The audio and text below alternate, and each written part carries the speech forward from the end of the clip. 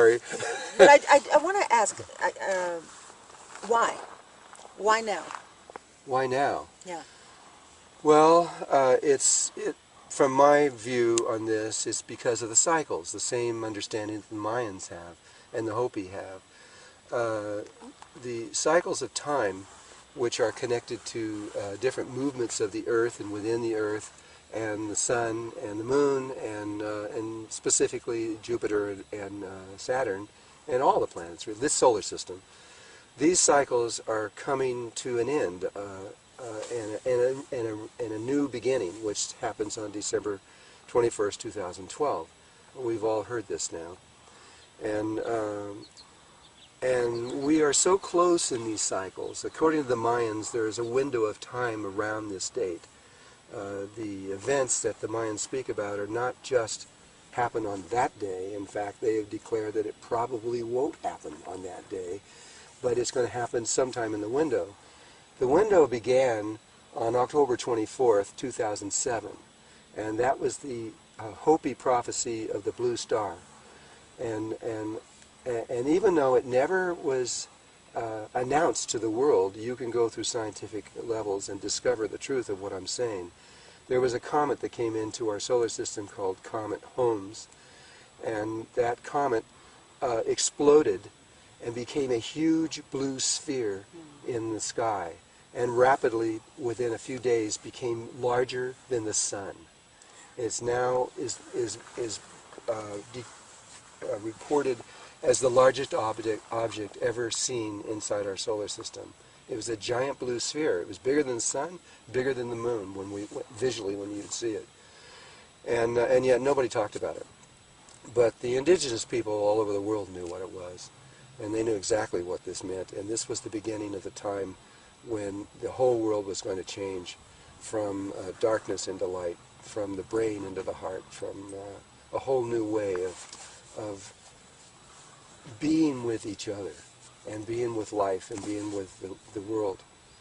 And it happened, and so now we are inside this window.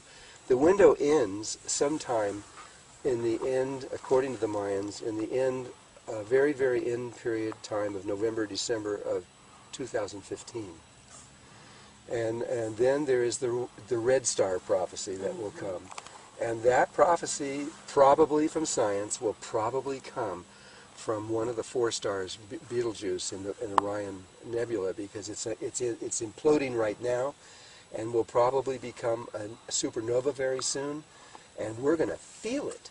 We're going to actually feel this impact because it's so close to us, and it's going to be a huge red star that's going to appear in the sky. When I was with Baba Credo Mutwa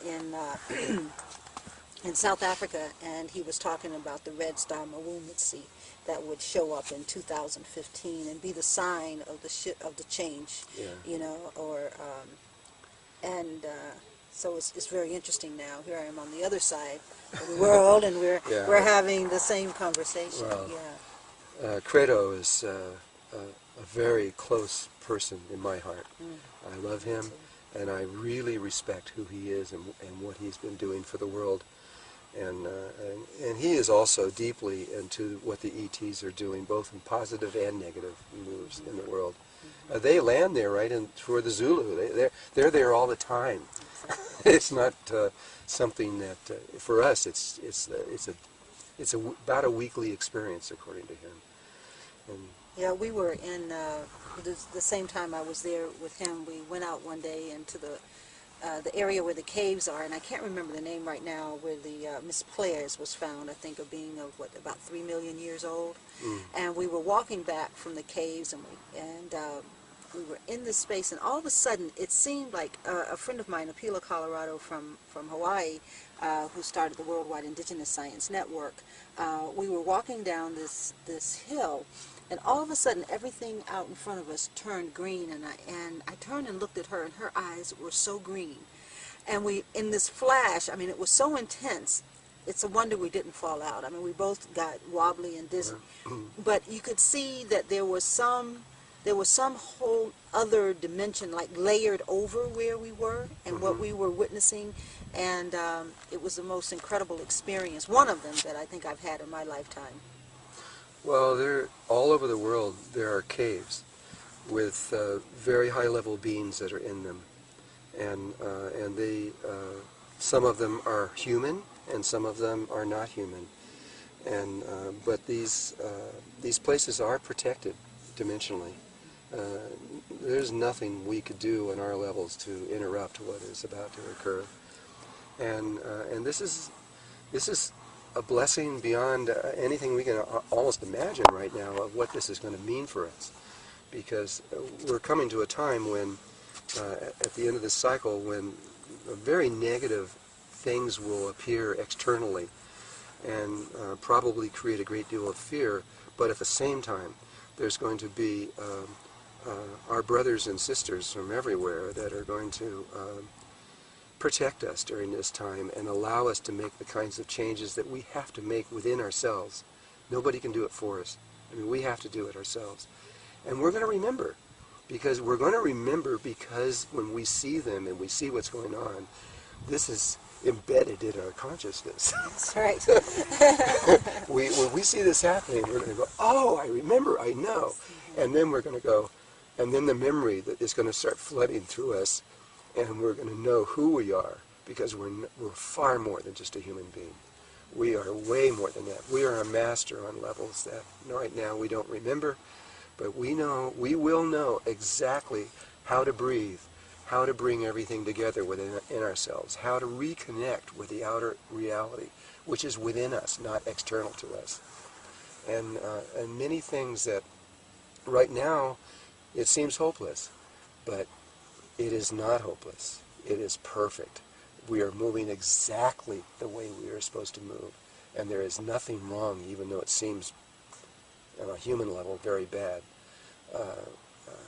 We have not been forgotten. And we have taken a detour that we all volunteered for. And we knew this detour was going to be difficult and hard.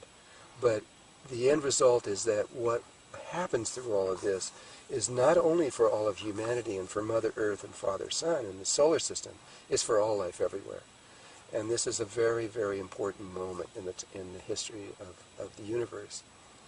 You're listening to Peace Talks on Life Conversations Radio with Audrey Scott Williams. I'm here in Sedona with Drumvalo and members of the 13 Moon Walk for Peace. And we're having an incredible conversation with Drumvalo, and we're very grateful that he's taken this time to be with us. I wanted to shift the conversation, although it's not really a shift, but I wanted to go into the heart. You know, we think of the heart as this organ that keeps us alive, and certainly it's that. But it's a lot more than that, isn't it? Yes, it is. Actually, every organ and every gland in the body has a relationship to human consciousness and creates the chakra system and the meridians that run through the body. But there are certain ones that are more important than others. Right now, in where we are now in this very dark place, we think that intelligence is the greatest thing, and that the mind and the brain is what is really important.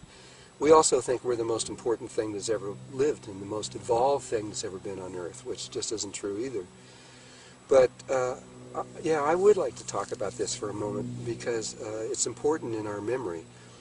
I'll go back to, first of all, I'm going to make a statement, and that statement is that the brain is more intelligent, smarter, has a greater wisdom, and is older and is more primal than the brain. The heart is. The heart is. In ancient times, for example, in Egypt, when they mummified a body, they would take all the organs out of the body, and except for 3, and they would put them in these 4 clay vases, and they would be buried with the person. But the brain, the heart, was taken out, and it was the most important, and it was placed back in the body, and so were the genitals placed back in the body. Those 2 things, the sexual energy and the heart. But what did they do with the brain? They took it out of the body through the nose. They actually sucked it out through the brain into there, and they threw it in the garbage can. They felt it was an absolutely useless organ. And yet we have placed complete dependence upon it right now. Such a difference of opinion in just 5,000 or 6,000 years. Let's go to the heart for a moment, and we'll go to science and what they now know. If you go into some of my books, like the Ancient Secret of the Flower of Life, in there we show that the life begins as a sphere, which is the ovum, and then it divides into two through mitosis, and then it divides into four, and when it does, it forms a tetrahedron, which is one of the sacred forms. And then it goes from 4 to 8, and it forms a star tetrahedron, another one, which is actually also a cube. And then it continues to move until it reaches 512 cells, and where it becomes what is called a toroidal field, one of the most sacred forms of all, and it's hollow inside. And this ultimately becomes our body. And it continues to move, this toroidal field, and what it actually becomes is the human heart. And so there is a place that we all went through when we were in our mommy's womb, where we were a human heart and nothing else. We didn't have a brain. We didn't have arms and legs. We didn't have anything. We were just a heart, and it began to beat.